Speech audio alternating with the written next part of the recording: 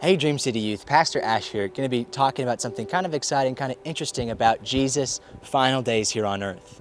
A lot of us know about, the execution, Jesus on a cross, but not a lot of us know about what happened before. Not a lot of us know about the context about, man, how did Jesus get to this point?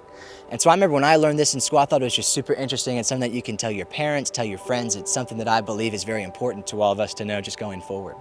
So we're going to start things off with Jesus and the Last Supper.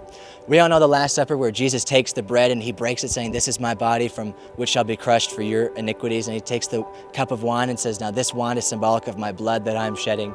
And it's beautiful because Jesus is making a new covenant with the people. He's saying, man, things are going to be different soon. Things are going to be different. We're not going to go around the old ways of doing things. Man, I am going to be the way, truth, and the life. It's symbolic and we still do it today. That's where we get our communion symbols from. That's where we get our basis for communion is off the Last Supper. And then immediately we see from the Last Supper, we get that famous scene where Jesus says, "One of you will betray me," and everyone says, "Is it I? Is it I? Is it I?" And then Judas says, "Is it I?" And Jesus says, "If you say so." And Judas leaves to go and betray Jesus, and then Jesus gets up and goes to the Garden of Gethsemane. While Jesus is in the Garden of Gethsemane, he begins to pray. He says, "Lord, this cup is so much great, but I ask that this cup of fury pass from my hand. But alas, not my will, thy will be done." He prays saying, "God, this is going to suck. This is going to be so painful. I don't know if I want to do this, but it's not about what I want. It's about what you want." Jesus had every opportunity to walk away, to deny, to plead, to cry, to do whatever he could. But he said, "God, I'm going to submit that and go to you." The Gospel of Luke accounts that Jesus began to sweat blood at how nervous he was. He began to sweat blood, drops of blood, because he knew what was about to happen. And maybe some of us have heard what happens next. He goes back to see all of his disciples are asleep.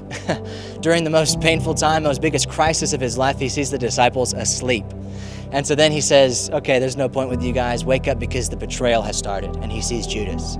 And then Judas walks up and he tells the Roman officers, "The one whom I kiss is the man that you will arrest." He walks up, gives Jesus a nice smooch, and Jesus says, "Really? You betray the Son of Man with a kiss?" And so the Roman officers come up to arrest Jesus, and maybe some of us know this part where the Bible says that Peter takes a sword and he cuts off the Roman soldier's ear. But Jesus, being a man who wanted to promote peace, who knew he had to die for the sins of the world, said, "Peter, don't bother with this." Picks up the Roman soldier's ear and he puts it back on, healing him instantly. From there, Jesus is then sent to Ananias Caiaphas, the high priest of all the Jews. He's sent to Ananias Caiaphas, and they say, "Man, high priest, what do you think we should do with him?" Ananias says, "You know what? This guy's guilty of blasphemy. I think he should be put to death." Kind of a crooked court. He then goes to the Sanhedrin, which is another group of Jews who are kind of in charge, are kind of like the de facto law, kind of like the elites, kind of the government, kind of the mayors of the town, so to speak, where they said, "You know what? I agree that this Jesus guy blasphemed and should be put to death." From there, Jesus goes to Pontius Pilate, the governor of Rome, for all of those people. And some of us have heard this story where Pilate says, "Man, what? I don't find anything wrong with this guy. Get him out of my court." So then he goes from Pilate's house to King Herod's house, and King, who the Romans had set up as the king, is the ruler of all the Jews. And King Herod says, "Man, I don't like this guy, man. This is the guy who they said was supposed to take the throne." And so he sends him back to Pontius Pilate. And then he finally goes back to Pontius Pilate, where we have one of the most powerful scenes that's been shared so many times.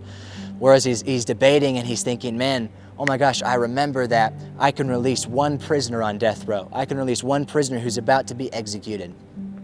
And there are two prisoners. There's Jesus and there's Barabbas, who is also called Jesus. We have the two Jesus. But right before this happens, Pontius Pilate's wife says, "Hang on, honey, I've had horrible nightmares because of this Jesus guy. If you touch him, he will surely be on your hands. Do not mess with him." So Pilate begins to freak out. He says, "Man, what am I supposed to do?"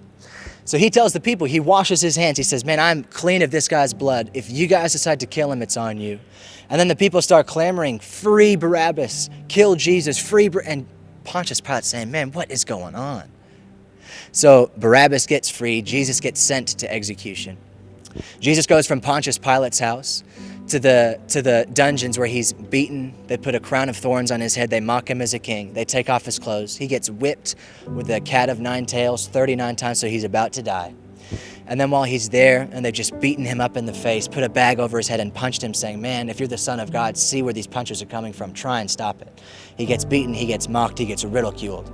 And then lastly, they get a wooden cross and they make him carry that cross up a hill. He goes to Golgotha, place of the skull. And at Golgotha, that's where he's on the cross, and he's on there for a long time. We have the story of the two sinners, the one thief and the one murderer. And Jesus looks at one and says, "Man, today you'll be with me in paradise." And the final words that Jesus says on the cross is, Eloi, Eloi, lama sabachthani. He says, my God, why have you forsaken me? Because in that moment where Jesus came on the cross, the Bible says, he who knew no sin became sin. That when Jesus went on the cross, all the sins of the world that he died for whoosh, immediately entered his body in that moment. He became the pure embodiment of sin, and as we know, God is a holy being. He can't be associated with sin. And Jesus feels God's presence leave, and he says, God, why'd you forsake me? But he says, man, but not my will, but thy will. And the Bible says that Jesus breathed his last, and he died.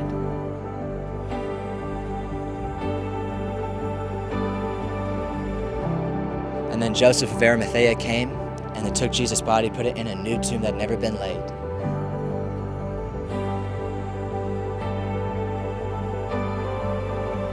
On Sunday, Easter Sunday, Jesus resurrects, and he goes and witnesses to all the land, and that's exactly where we are today.